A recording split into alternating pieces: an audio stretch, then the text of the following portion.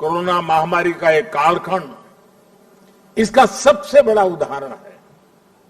महामारी की शुरुआत में पुरानी सोच वाले लोग भारत को लेकर चिंताएं जाहिर कर रहे थे।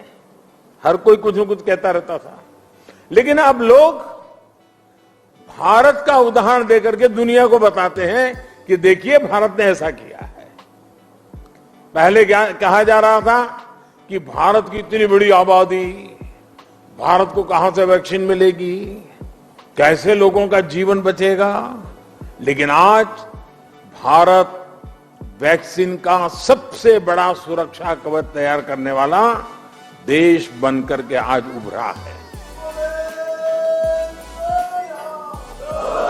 श्री अकाल, हम दुनिया में कहीं भी रहे, इंडिया फर्स्ट, राष्ट्र प्रथम हमारी पहली आस्था होनी चाहिए। साथियों, हमारे सभी 10 गुरुओं ने राष्ट्र को सबसे ऊपर रखकर भारत को एक सूत्र में पिरोया था।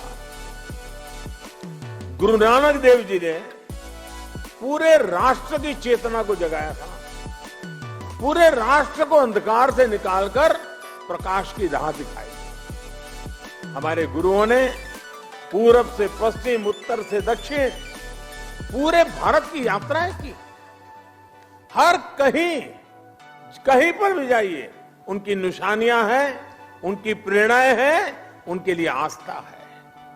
पंजाब में गुरुद्वारा हरमंदिर साहिब जी से लेकर उत्तराखंड में गुरुद्वारा हेमकुंड साहिब तक, महाराष्ट्र में गुरुद्वारा हुजूर साहिब से लेकर हिमाचल में गुरुद्वारा पांटा साहिब तक, बिहार में तख्त श्री पटना साहिब से लेकर गुजरात के कच्छ से गुरुद्वारा लखपत सिंह साहिब तक, हमारे गुरुओं ने लोगों को प्रेरणा दी, अपनी चरण रथ से इस भूमि को पवित्र किया।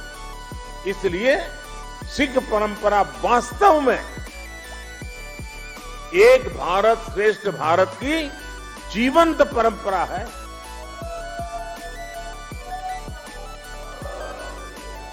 भाई और बहनों, आजादी की लड़ाई में और आजादी के बाद भी सिख समाज का देश के लिए जो योगदान है, उसके लिए पूरा भारत कृतज्ञता अनुभव करता है। महाराजा रणजीत सिंह का योगदान हो, अंग्रेजों के खिलाफ लड़ाई हो या जलियांवाला बाग हो, इनके बिना न भारत का इतिहास पूरा होता है, न हिंदुस्तान पूरा होता है। आज भी सीमा पर खड़े सिख सैनिकों के शौर्य से लेकर देश की अर्थव्यवस्था में सिख समाज की भागीदारी और सिख एनआरआई के योगदान तक, सिख समाज देश के साहस, देश का सामर्थ्य और देश के श्रम का पर्याय बना हुआ है।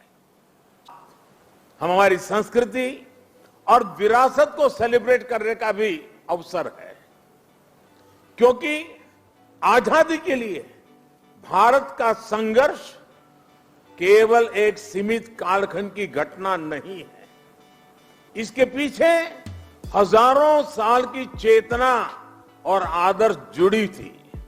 इसके पीछे आध्यात्मिक मूल्य और कितने ही तप त्याग जुड़े हुए थे। इसलिए आज देश जब एक तरफ आजादी का अमृत महोत्सव मनाता है, तो साथ ही लाल किले पर गुरु तेग बहादुर जी का 400वां प्रकाश पर्व भी मनाता है। श्री अकाल, गुरु तेग बहादुर जी के 400वें प्रकाश पर्व के पहले हमने गुरु नानक देव जी का 550वां प्रकाश पर्व भी पूरी श्रद्धा के साथ देश विदेश में मनाया था। गुरु गोविंद सिंह जी के 350वें प्रकाश पर्व का सौभाग्य भी हमें ही मिला था। आप लोगों से समय समय पर जो सुझाव मिलते हैं, आज भी काफी सुझाव मेरे पास आपने दिए हैं। मेरा प्रयास रहता है कि उनके आधार पर देश सेवा के रास्ते पर आगे बढ़ता रहे। साथियों, हमारे गुरुओं के जीवन की जो सबसे बड़ी प्रेरणा है वो है हमारे कर्तव्यों का बोध। आज साथियों, हमारे गुरुओं ने हमें आत्मसम्मान और मानव जीवन के गौरव का जो पाठ पढ़ाया, उसका भी प्रभाव हमें हर सिख के जीवन में दिखता है। आजादी के अमृत काल में यही देश का भी संकल्प है। हमें आत्मनिर्भर बनना है, गरीब से गरीब व्यक्ति का जीवन बेहतर करना है। इन सब प्रयासों में आप सभी की सक्रिय भागीदारी होना और आप सबका सक्रिय योगदान होना बहुत अनिवार्य और आवश्यक है। मुझे पूरा भरोसा है, गुरुओं के आशीर्वाद से हम सफल होंगे, जल्द एक नए भारत के लक्ष्य तक पहुंचेंगे।